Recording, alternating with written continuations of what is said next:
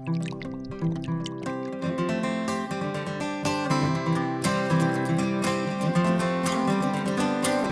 to whiskey kisses with peaty taste of sin.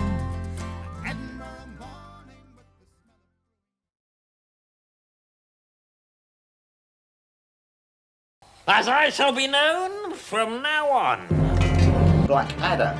Now, you've probably never heard of Blackadder. I'll tell you why. That's because there's no coffee shop in England big enough for 2 Blackadders. Blackadder, slightly balmy, independent bottlers. They do lots of weird and wonderful things. Well, I started drinking at an early age, but that was generally milk in those days. I will pour a dram into a clean glass right now.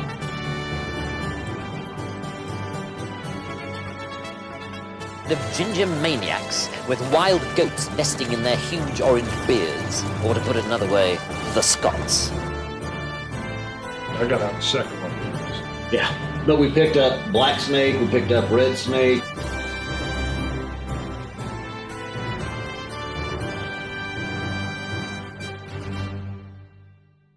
Greetings, whiskey folk, and welcome back to Drinking Out Loud. We are here on the official Dram Association YouTube channel in the Strath Studio to bring you 4 brand new Blackadder releases. This is the Blackadder Snake Pit 3.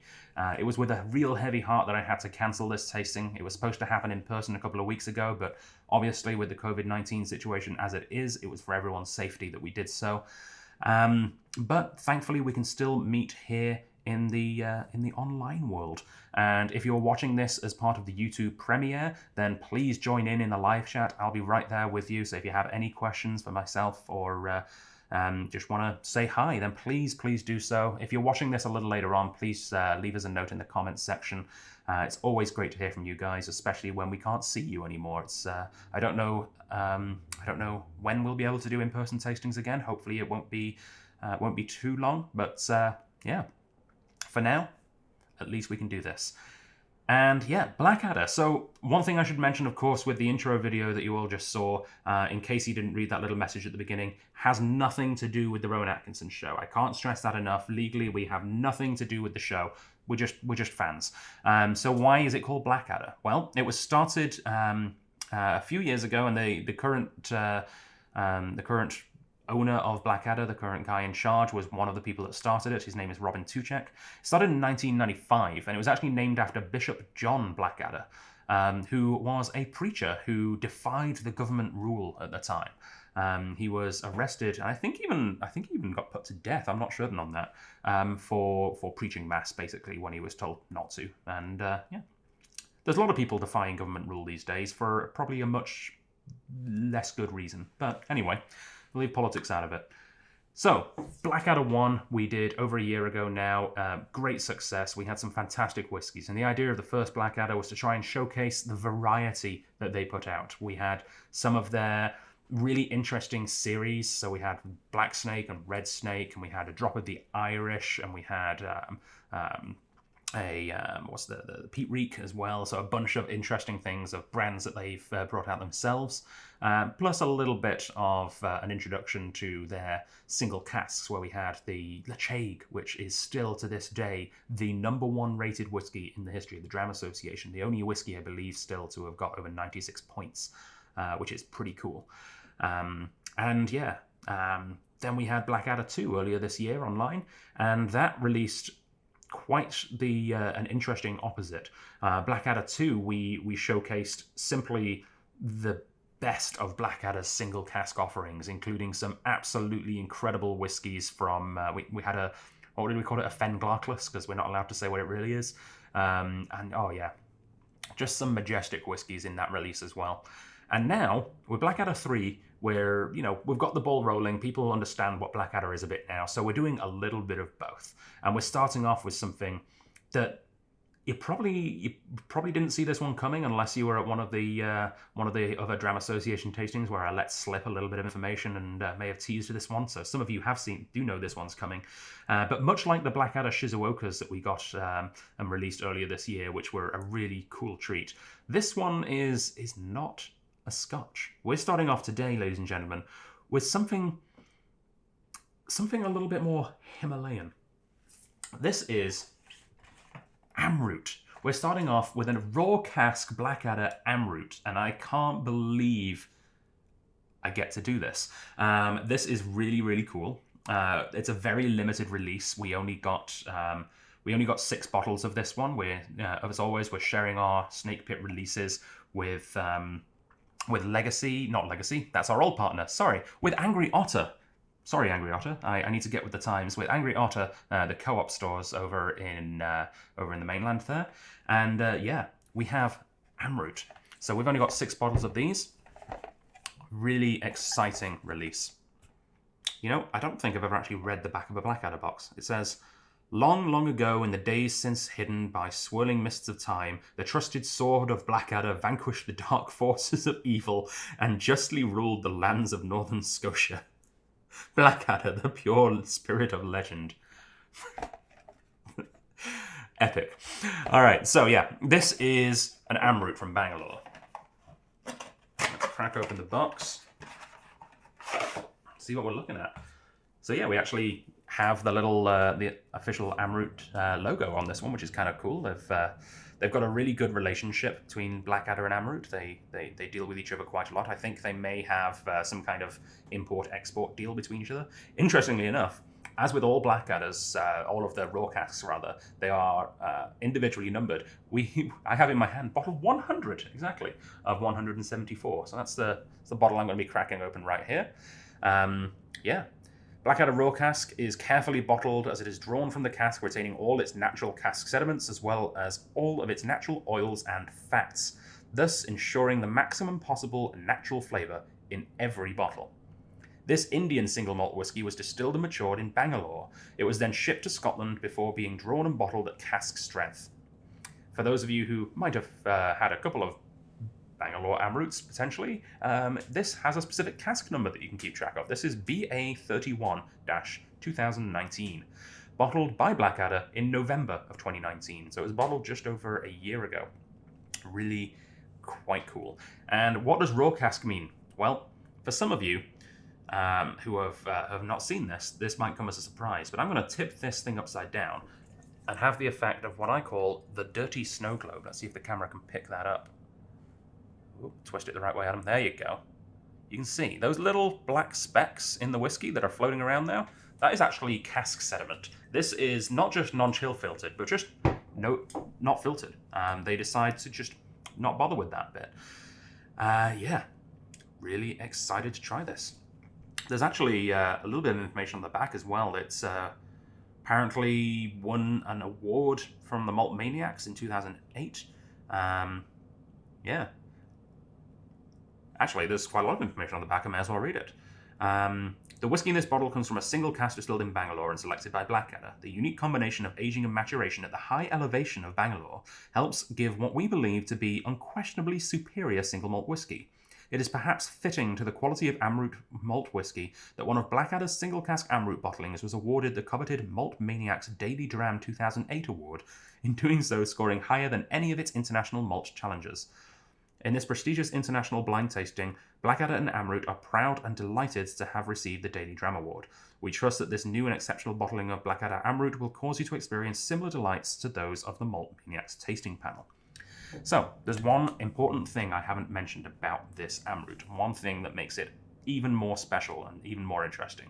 Yes, there's only 174 in existence. Yes, it's 61% cask strength, unchill filtered, unfiltered, uncoloured of course, but also it was finished in a Nicaraguan rum cask. This is international to the max. It's a Nicaraguan rum cask finished Indian malt, bottled in Scotland, and then shipped to Canada, where an Englishman is going to open it and talk about it on YouTube. Love it. That is international. Alrighty. Now, as is tradition, I have a hard time opening. There we go. Very nice. The colour on this is just insane. So this is a freshly opened bottle. It's going to change quite a lot with time, I'm sure, but we'll be able to get a decent idea of what's going on in this whiskey. Holy, that smells awesome. Oh, it smells like caramelized bananas. Actually, I can't remember what the hell they called it. I was at a health food store once, and yeah, I don't know why. But they had something which I can only really refer to as, imagine if someone made a raisin out of a banana. It wasn't a dried banana, but it was like a shriveled banana. It still was like moist on the inside, but it was chewy. And yeah, I don't know what the hell they did to it. It's like the mummified banana, but it smelled like this smells like that tasted. Oh my. Yeah, a lot of sugars going on in this. Big, rich caramels.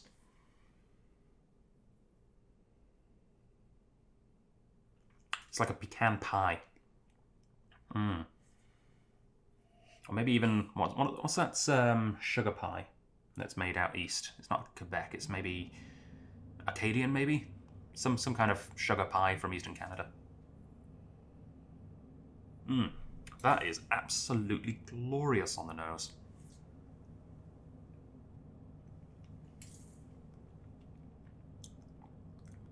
Oh.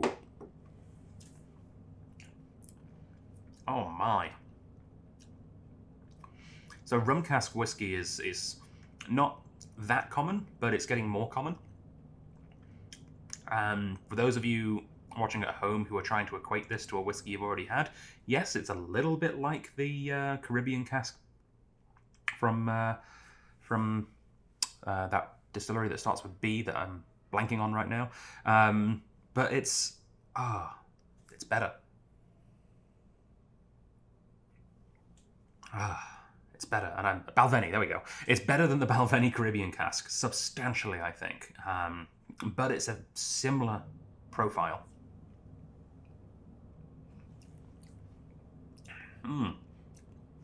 If you are a rum fan and you're looking for an interesting experience in the whiskey world, this would definitely tick a lot of boxes that rum fans are looking for in a spirit.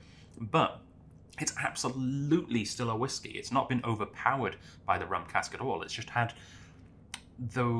a much more powerful injection of very typical whiskey notes, but a little bit more than you'd normally find. Yes, you often find, flambéed banana in a whiskey, especially something like a Bunnahabhain, actually. But this, it just turns it up. It really does. It's really cool.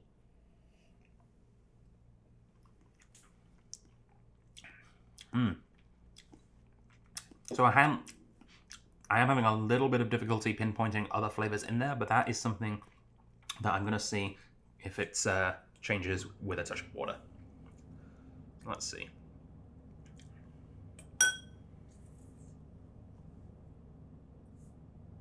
Oh, well, I wasn't expecting that, guys.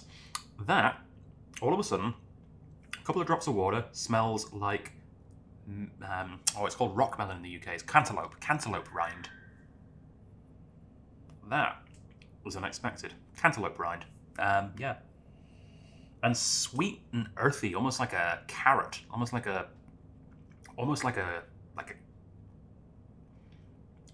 honey roasted carrot. Oh, that's lovely. That's really good. I'm kind of sad that there's only 5 available because, if there's 12 available, I can excuse myself from maybe buying one myself. But if there's only 5, I need to make sure that you guys get the first dibs. Yeah, that's really cool. So a little word on Amroot as well. It started life actually in 1948. It's been going quite a while. And it was originally called Amroot Laboratories, which is foreboding. And they provide alcoholic beverages primarily for the Indian Armed Forces, which is kind of funny. So whiskey rules are incredibly lax in India. Over 90% of whiskey that's made in India is actually mostly molasses, so it's actually most whiskey in India is actually rum, weirdly enough. Where you can call it a whiskey legally only if 4% of it is actually made with grain or malted barley, which is terrifyingly lax. Like, people complain about Canada's 9% rule. That's nothing compared to what they're pulling in India. So Amrut then was one of the initial distilleries that decided they wanted to make whiskey in India to Scottish standards. Despite being a rum cask and having a lot of rum flavors, there's no actual molasses in here. Good Lord, no. This is pure 100% malted barley distilled in the traditional Scottish method. Something that they share with Paul John as the two most prominent exported Indian high-quality whiskies. They use Himalayan barley, matured in Bangalore at an elevation of 3,000 feet. And as much as 15% of the ABV is lost every year.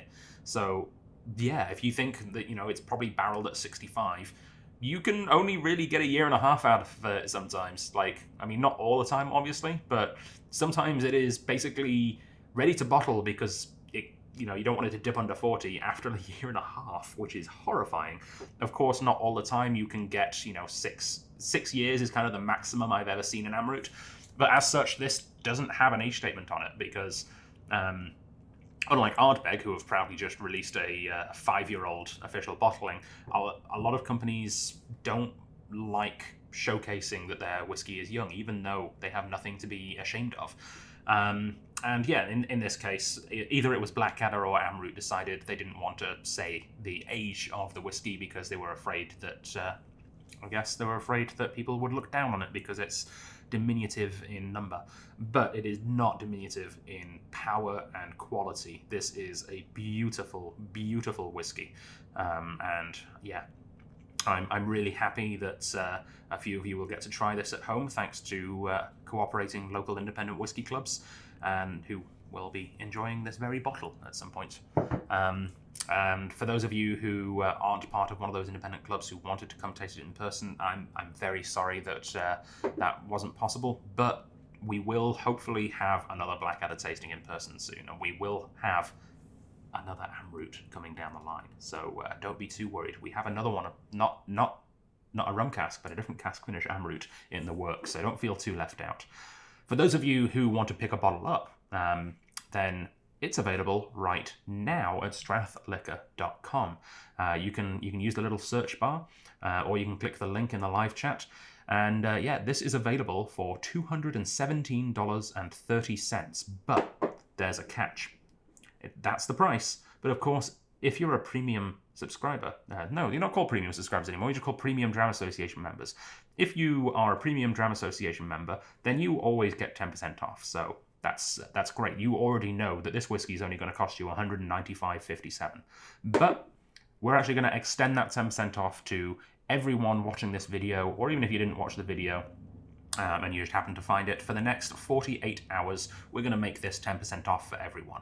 So, if you're a premium member, you've got a little bit more time to and ah about which one to make your selection and still get the discount. And for those of you who aren't, then, well, potentially maybe you might want to think about joining, but you can still get that 10% discount off for the next 48 hours after this video airs. All right. Beautiful. Now, we're going to move on to one of Blackadder's series now. The next whiskey is a very special whiskey that is a different release, but a very familiar name. And it is something that Brett and I had the absolute pleasure of sharing with our members at the original Blackadder tasting. This is a new edition, this is a different whiskey from the same series, and it's only fitting that I invite Brett back to the studio one more time to share it with you. Ladies and gentlemen, the great Brett Johnson. Hello, whiskey folk.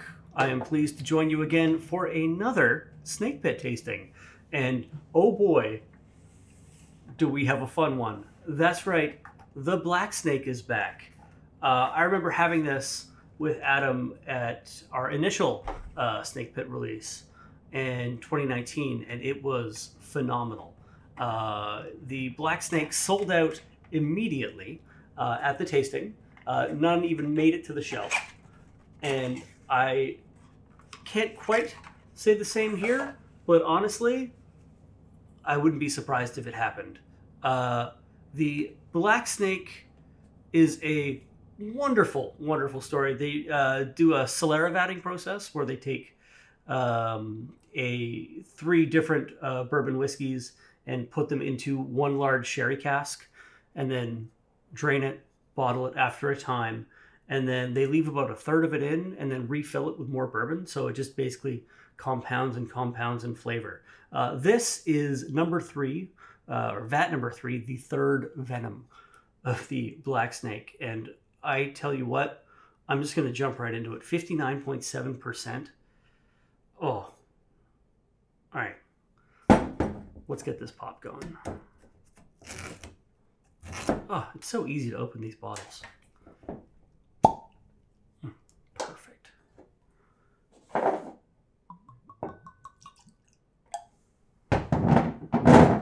Get that right in shot for you. Cap that back in. Oh, wow. That is a beautiful nose. It's got a lot of berry behind it. Almost like a raspberry compote kind of nose to it, which is wild to me. It's like the big kind of sherry notes kicking in, even though, again, predominantly bourbon barrels have been added, but there's slight apple. It's almost like an apple pie, because you get kind of that crust sensation and buttery notes to it too. Oh, all right.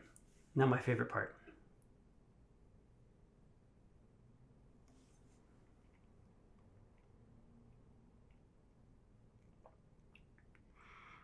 Oh my. Whew. Well, if this were a live tasting, I'm sure this one would also sell it. It is astounding, that palate. It's smooth and very well defined. A little hint of oak, obviously, but like honeyed, green.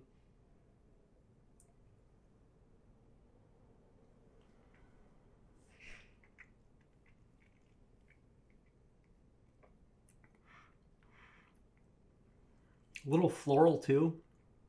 Almost like honeysuckle.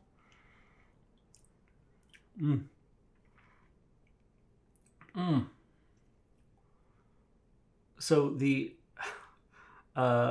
second edition, I believe, Black Snake that we had at the first tasting was the highest rated single malt in 2019, or second highest, I believe. That was under $200 in the entire Dram Association. Scored a wild amount of points. I believe low 90s, mid 90s. And this is, oh, so good. And the cool thing for this one too is this is also under $200 and also worth a heck of a lot of points. In fact, you can go to strathliquor.com right now and buy this Vat 3 Third Venom Black Snake for only $139.08.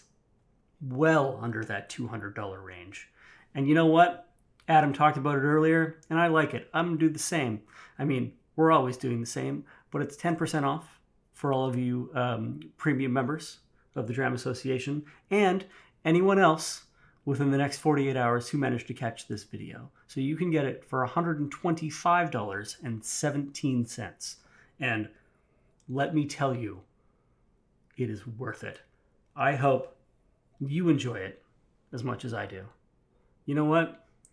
What's next in the snake pit? What's next? This is what's next. Blackadder Chimera. Really fascinating looking release. It's me, Pat, once again. Hello. Really fascinating new Blackadder release. One I'm really honestly not too familiar with. We're sort of going to be discovering this together in real time. For those of you who don't know, a chimera is sort of a mythical creature that's composed of multiple creatures sort of weirdly smushed together, which is a fairly terrifying proposition, to be sure. I'll just maybe read out a little bit of what the box says before we get into the contents here, and maybe that'll give us all a little bit of an idea of what we're sort of expecting and looking forward to. So, in mythology, a chimera was a monstrous creature made up of multiple animals. Blackadder's chimera is a much nicer and kinder creature, however. It is a single organism made up of mixed species, the result of which is a breathtaking and multifaceted malt whiskey gem. As Blackadder is best known for our single cask bottlings, we felt chimera would be the perfect name for this exclusive range of exciting blended malt whiskeys. All chimera are vatted together for extra aging after blending, before being bottled from their individual single casks. The individual single casks in which their constituent malt whiskeys have been slowly married together. Every cask of chimera is proud and unique and individual. Very good. So very marketing speak sort of interestingness, but I think that does give us a little bit of an idea of sort of what we're expecting here. My understanding is that we don't really know any of the sort of component whiskeys or anything like that in this case. So I'll see what I can sort of do to deduce what we might be working with here. The rest of what I can sort of tell you just by looking at the box, no added color, no chill filtration, as always. That's really, fantastic and something that Blackadder tends to like to hang their hat on. This was bottled December 2018. Nothing about any sort of age or distillation date, anything like that. It is bottled at 46% ABV, which is a nice, healthy sort of strength. Should give us a decent amount of character. And this is the bottle. About as eye-catching and unique as the box art would sort of suggest. One detail I found kind of fun, and I think Adam as a graphic designer found a little bit infuriating, is just this weird, they put the tail piece on the back label and the rest here, and it's all just a little bit wacky and wonky and off kilter, but at the end of the day, this is obviously, it's just the label. You can't really tell anything from that, but a good little bit of fun. The actual image of the snake creature, the chimera, is it's quite eye-catching. I've got to give it that. Same basic sort of marketing rundown on the back, just explaining that it's a mix of whiskeys that have been matured sort of separately and then married for a set amount of time. No real additional information beyond the fact that this is bottle number 366 of 868 bottles produced in this particular batch of Chimera, which, as far as I'm aware, is going to be the first release, at least the first release that we've seen here at the Strath. So I'm going to crack right into this whiskey, and we'll see what we've got happening under the hood.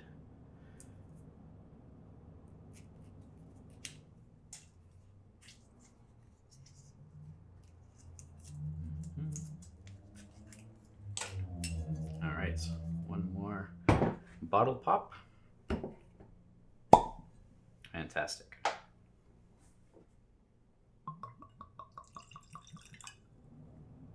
So very obviously a really nice, as they state right on the box, a really nice natural color. Nothing caramelized or sort of glowing orange about this at all, which I always enjoy seeing on a personal level. It's just nice to see the whiskey as it would look in nature, I suppose. So let's dig right in with a little bit of a nosing.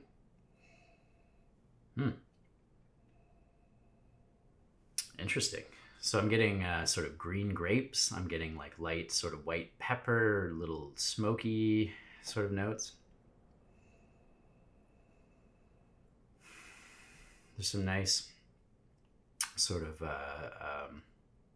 just a gentle sort of an oakiness. It's not a big, super bourbonized vanilla bomb by any means, but there is like a nice sort of integration of oak and spirit. Very clean, very fruity, very light. It reads sort of space-sidey, but then there is like this other sort of undercurrent of something else, something a little more savory, something maybe even a little, maybe lightly peated, lightly coastal at the very least. If I had to take a complete stab in the dark sort of guess, I would say there's some component, Speyside whiskey, and some component, maybe islands. If I had to guess, I'm not really getting Isla per se. I'm not getting big iodine or any really recognizable Isla whiskey notes, but there's a saltiness, there's a savoriness, there's an oiliness, there's maybe something akin to an Old Pulteney or something along those lines, maybe Talisker or Arran. It's hard to say. Really lovely nose, I've got to say. I'm quite pleased with this so far.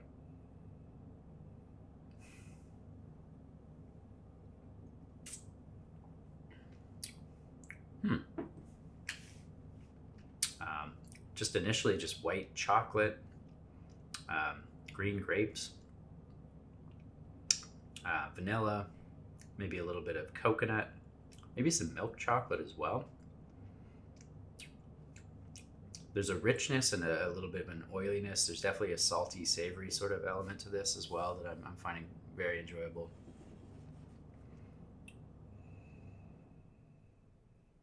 Yeah, the nose is really, it's quite just light, fruity, sort of orchard fruits. After taking the first sip, I always like to go back to the nose and sort of reestablish sort of a nice baseline.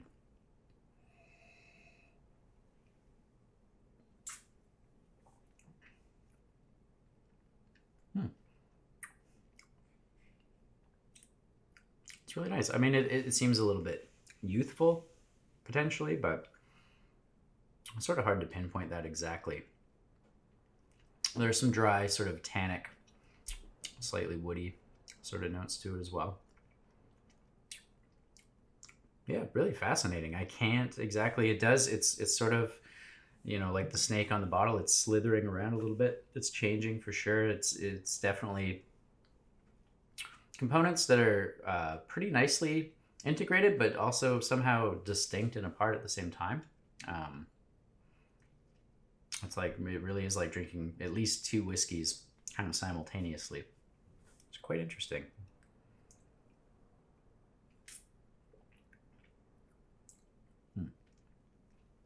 So I'll dive in with a little bit of water and we'll just sort of see how that might open things up, change things, maybe change my opinion about what we're dealing with. I'll just start with maybe 2 drops and see sort of where we end up with that.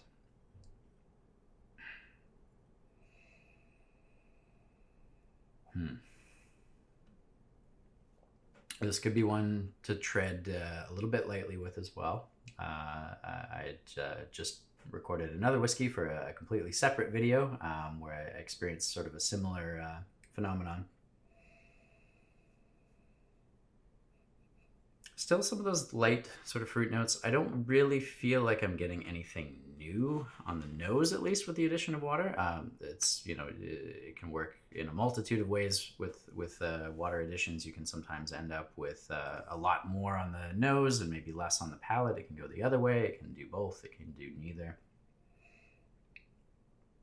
There is maybe a little bit of a maybe dried apricot or something like that I'm getting that maybe wasn't there. It is taking, a freshly opened bottle. It does, even with or without water, always takes a little bit of time to fully reveal itself. Let's try the palate now.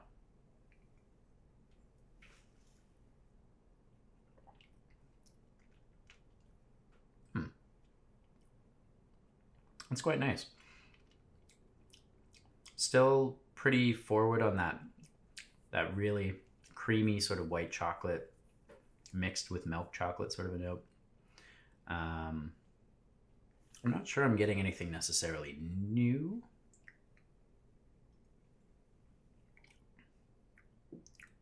but the proportions have changed. Now, there is maybe a little bit of a vegetal, sort of herbal note on the palate that's nice, especially if you like that kind of thing. Maybe a little black pepper as well. Some green, sort of green pepper, capsicum, maybe parsley. Yeah, it's definitely become a little bit of a different thing. I really thoroughly enjoyed it, sort of just completely neat.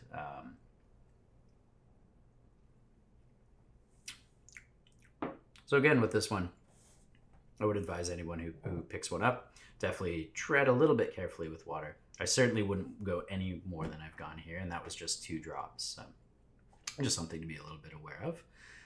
So this whiskey, should you be interested, and it is a real cracker. It's pretty wonderful stuff. This would normally fetch the very fair price of $156.43. If you are a Premier Dram Association subscriber, you could have this for $140.78. But for the next 2 weeks, I believe it is. 2 days. 2 days, pardon me. My editor is telling me it's 2 days. You can also enjoy this as a regular member of the Dram Association or viewer of this video. So log on to strathliquor.com. You can purchase this for $140.78 for the next 48 hours beginning now. Beautiful. Thank you very much, Pat, and thank you very much to Brett for leading us through those really interesting Blackadder releases. I'm going to close it up now with the final of the part 1 of these Blackadder releases. And yeah, this is a really interesting one. This is a really, really interesting one. We're back to raw cask. We're back to a single cask, single malt whiskey. And this one, we're not going too far away. We're not heading to Bangalore or anything this time. We're just going to Islay. Oh, yes, we are. Although the label would have you say different. This is a Bowmore. This is a Blackadder raw cask Highland single malt Scotch whiskey. Interestingly, they call it a Highland, not an Islay, but still, it is an Islay. It's also a Highland because Islay is part of the Highlands. It is a 17-year-old Bowmore distilled on the 15th of October 2002. It is 53.4% ABV, bottled at cask strength, unchill filtered, unfiltered, raw cask, uncoloured. Oh, it is cask 201.99. Let's see what this looks like, shall we? It looks just like that. A much paler whiskey than the much younger, I assume, Amrut that we had before. But that is one thing that Bowmore does really well, is capturing that Islay style with ex-bourbon American oak casks, which I assume this to be, which gives it a lighter colour but so much flavour. And look at that char filtering down there. Ah. So, any more information on here? It does say Islay malt on the label. It's okay. This Islay malt whiskey is one of 308 bottles drawn at cask strength from a hogshead. Cool. So it's a hogshead. That's probably ex-bourbon. And yeah. Beautiful. Look at that. This is bottle 140 of 308, and I can't wait to see what delights wait for us in this bottle. Let's see.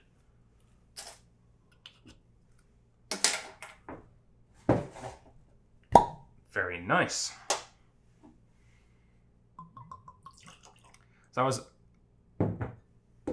watching Pat from the back of the room as he recorded his little video there, and I was waiting with waiting to find out, because I had no idea the Chimera. I had no idea if it was peated. I had no idea if it was sherry cask. We literally know nothing about that whiskey, but it's good to know that I got it in the right in the right order, because we always try and finish on the most peated whiskey.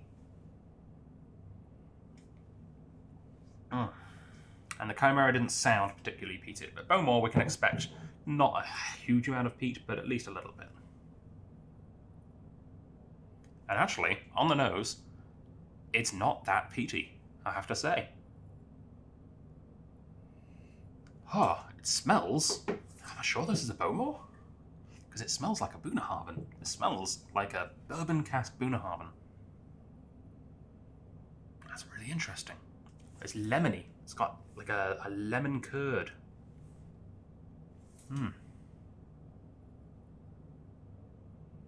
Wow. That is the lightest Bunnahabhain nose I have ever come across in terms of peat level. It's a little minty as well. It's really interesting.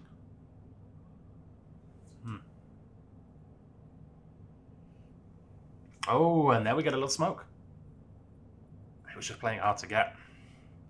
It was maybe a touch cold. Let's see if I can warm it up a bit. And there's a little touch of smoke. Oh, it's delicate. I like it. Oh yeah, it's just kind of seeping through. It's like it's like you're in a wooden cabin and there's a person next door who, it's cold outside and they don't want to go outside to smoke their pipe, so they're sneaking in a little pipe smoking inside and hoping no one's going to get caught. So, you know, a lot of it's going out the window, but a little bit seeping through the wooden wall into your side of the cabin. All right, well, Sancheval, let's see what it tastes like.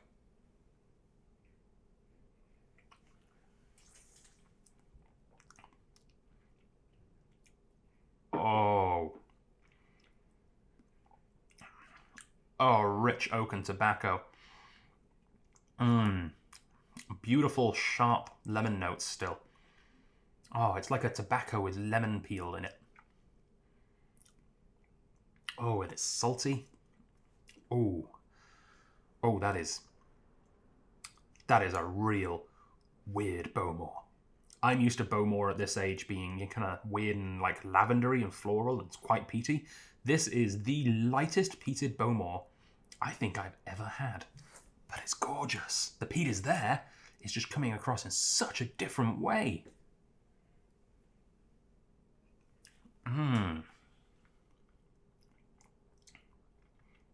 Oh my God, that's cool. Oh. So I remember the first time I ever had a peated Bunnahabhain, and I was amazed at how it was the same but so different. And this feels that same way. It's captured like the thumbprint, the blueprint of Bowmore, but presenting it in a completely different light. It's maltier.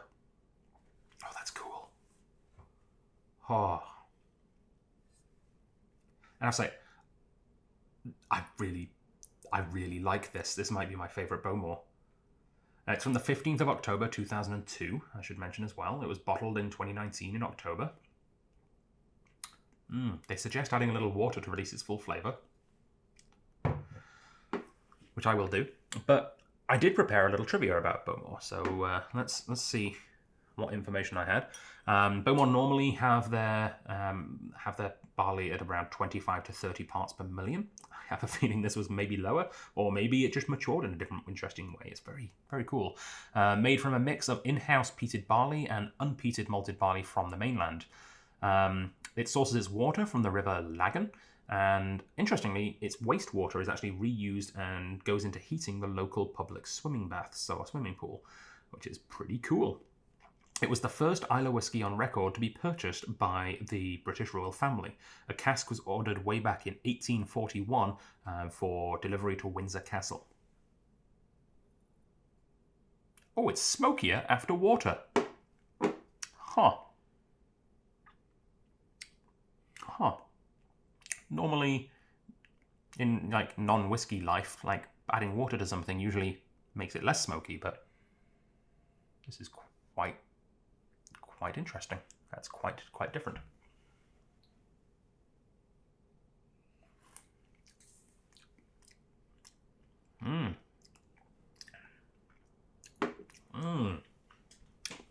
Big toffees, lightly smoked toffee. That lemon has kind of gone into more of a satsumary orangey thing now. Ooh, there's so much character to this and so little alcohol. What is the ABV on this? It's 53.4. It drinks like it's like mid to late 40s. It's a good 6% higher ABV than it drinks like, which is really interesting.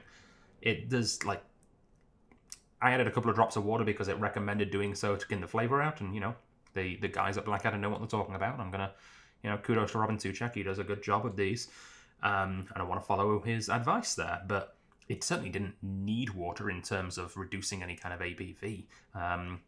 And it certainly did make it a different experience in terms of flavor, though. Oh. Okay.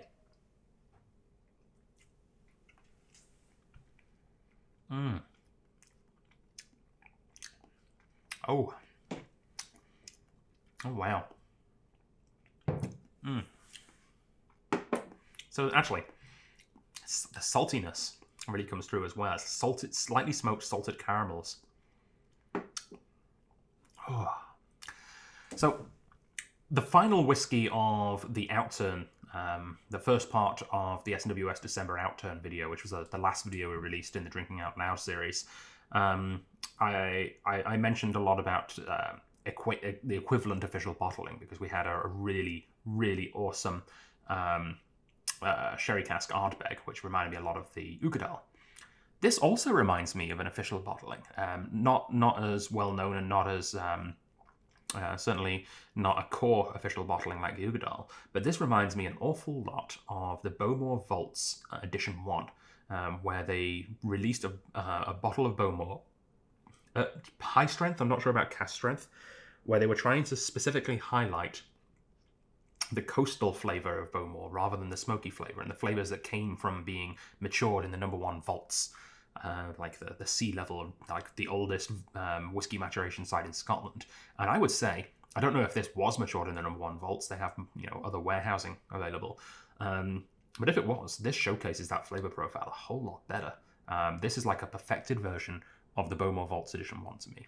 This is showcasing all of those beautiful coastal characteristics behind the smoke. It's like peeking behind the smoky curtain and seeing what else lies behind there.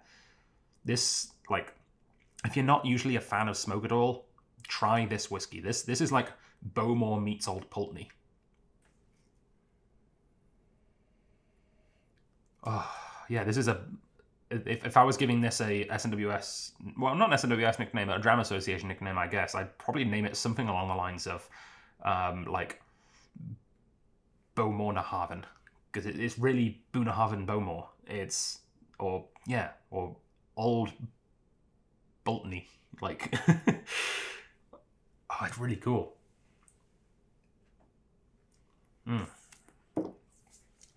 Oh, I highly recommend this whiskey to anyone that feels like that flavor profile would speak to them. Salty, fruity deliciousness. Oh, okay. So this is the last of the new releases, and I can say this is for sale right now at strathliquor.com, and the normal price is $228.61, which is a fantastic price for a 17-year-old single cask Bowmore at the best of times. But you can get it right now for 48 hours at 10% off. You can have it. It's basically like a trial of being a premium member who always get 10% off. You can get it right now for $205.75. Probably while stocks last, because we have 11 bottles of this for sale, and I can't imagine that's going to take too long to get through, to be honest, because good. Yeah, it's good. It's so good. Yeah. I think that's a very strong finish to the Blackadders. We have... we have some incredible new Blackadders still to come, though. We're only showcasing the first 4 of our planned 8 whiskies from the cancelled in-person tasting. Come back in a week, and we'll post the dates of the next digital tasting soon. But come back soon for part 2, because we've got some peat. We've got some, like, if people were disappointed that this wasn't peaty enough for them, we're gonna blow you away with some peat, but we're also gonna blow you away with some very old sherry cask whiskey as well. So yeah, I look forward to presenting 4 more Blackadders to you very soon. In the meantime, we've got the second half of the SNWS outturn coming up as well. It's a great time to be a whiskey lover here in Victoria. I hope you're all well. I hope you're all safe. Please do leave us a comment or wave goodbye in the live chat if you're watching along during the premiere of this. I will see you all very, very soon. Good night. Keep on dramming.